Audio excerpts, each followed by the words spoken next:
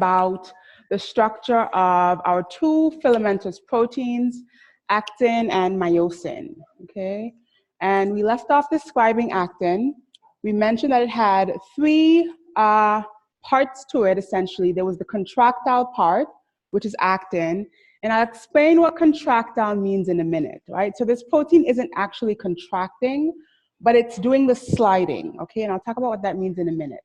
The second part of this were two non-contractile proteins. So understand here that tropomyosin and troponin are regulatory proteins. They're helping to regulate the function of actin, but they're not in themselves contractile. They're not in themselves moving as such.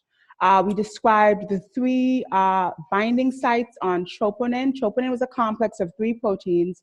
One spot allowed for the binding of calcium, one allowed for the binding of tropomyosin, and one allowed for the binding to actin. And then we described tropomyosin as this thread-like regulatory protein that covers and uncovers the binding sites on actin. So it basically determines whether or not actin is available for binding by myosin. We'll see that in a bit. This is a very important part of excitation-contraction coupling, and we'll talk a lot about this as we go on, okay? Let's look at the structure of myosin.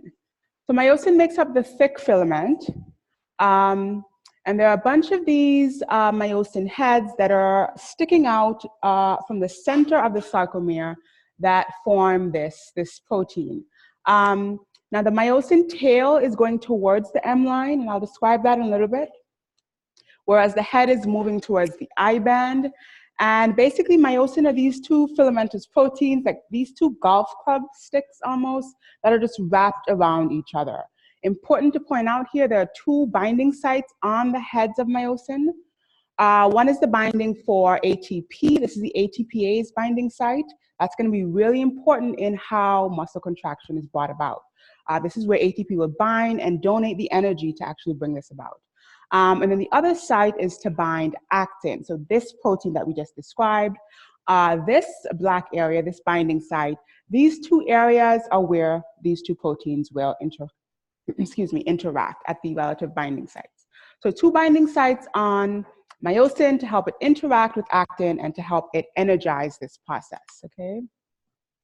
I also want to point out here that along the thick filament, so this is a thick filament, where these heads stick up, the heads themselves are called the cross bridges. So the cross bridges are what actually interact with that actin, that thin filament, okay? So that's the structure of actin and myosin. There's one more protein that we'll consider here in the sarcomere, and that's titin. Titin is a very stretchy, very coily, very elastic protein, and it's anchored here towards the Z line, okay? So the Z lines help anchor that titin, but then titin also connects to the thick filaments, right? This is titin here, that coily, stretchy protein. It attaches to the myosin, or thick filaments here, and to the Z line. And that helps to sort of stabilize the sarcomere as it stretches, as it relaxes and contracts, okay? So the stretchability, the coily, elastic nature of titin is what helps to move this myosin closer to the M line and closer to the Z line as this entire sarcomere shortens, okay? It also helps to support this and keep it stabilized in this shortening. Okay, so let's look at this a little bit closer. Any questions so far? Any questions so far?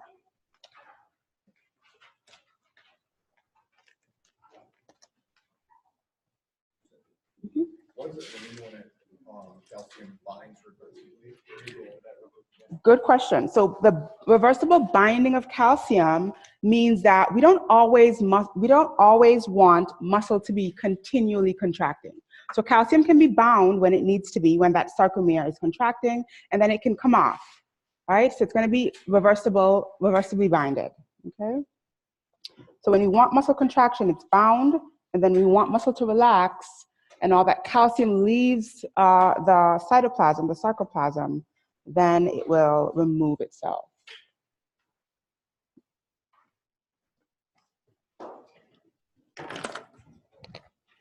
Any other questions? Any other questions?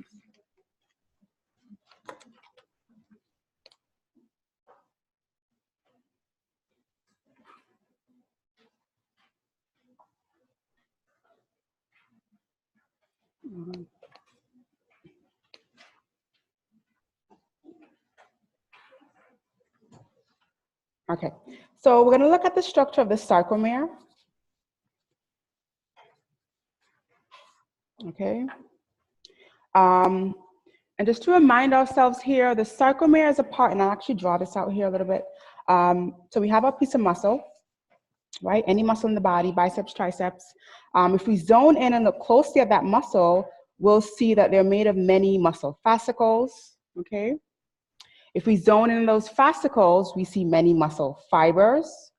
And if we zone in even closer on that muscle fiber, we'll see many myofibrils, okay? So just to remind ourselves of the structure here.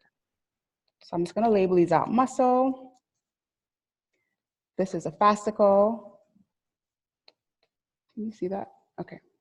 This is a fiber, which is synonymous with a muscle cell. And then this is a myofibril.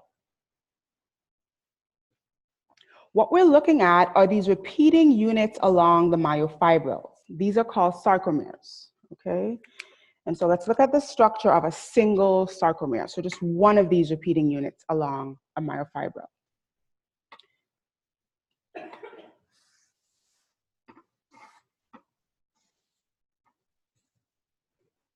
Okay, all right.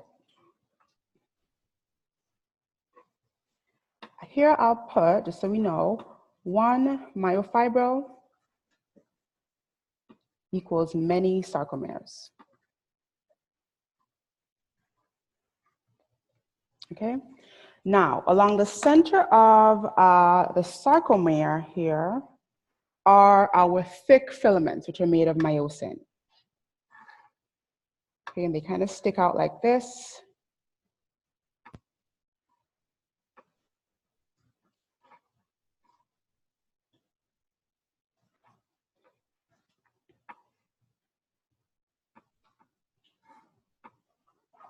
And these heads that stick out, we mentioned that these are called cross bridges. Okay, and these are the points of contact between myosin and the other part of this sarcomere, which is actin.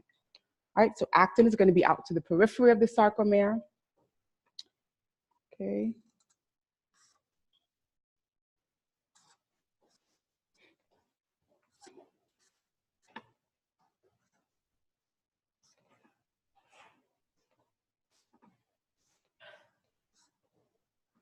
Okay.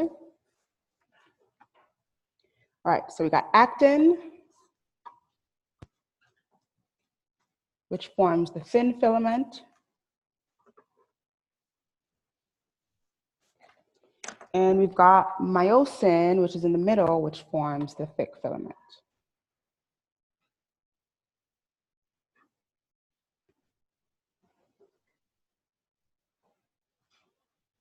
Okay, I hope everyone's with me so far. So myosin's in the middle, actin's out to the periphery.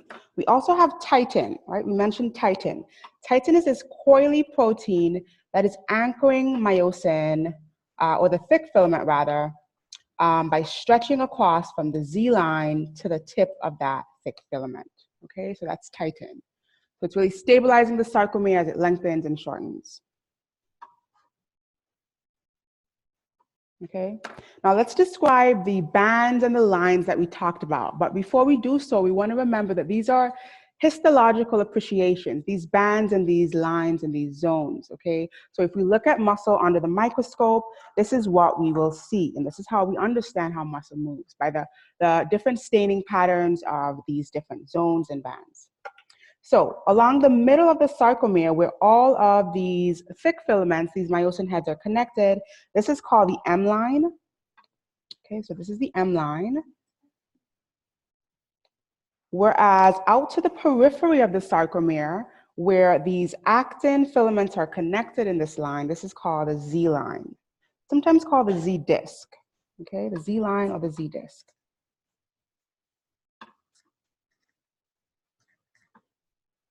Okay. All right, now it's important to remember that the definition of a sarcomere is Z line to Z line, right? So the boundaries of one sarcomere are between the confines of two Z lines, alrighty? Let's describe the bands and the zones. Now, there's a lighter staining region around the M line, right? And if you cover that, you can see that this is only the presence of myosin, so only those thick filaments. This is called the H zone, okay, the H zone.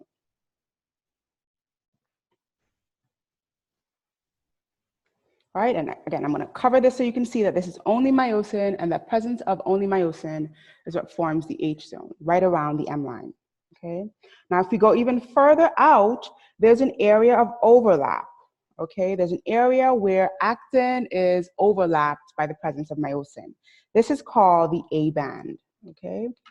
The A band, and it's the only part of the sarcomere that does not change its size as the sarcomere shortens and lengthens. I'll say that again in a bit, right? So this is the A band, okay? And this is the only part of the sarcomere that does not change its length. Everything else changes. The A band, the I band, the H zone, the I band, they all change in length. The A band always stays the same, okay? And that's because the length of myosin and actin never actually change. They just slide past each other. And I'll talk about that again in a minute, okay? All right, so that's the H zone, the A band. Let's get out towards the periphery. So out towards the periphery where there's only the presence of actin, okay, again, I'm covering this just to show you here. This is called the I band. So out here off to the periphery, this is the I band, okay?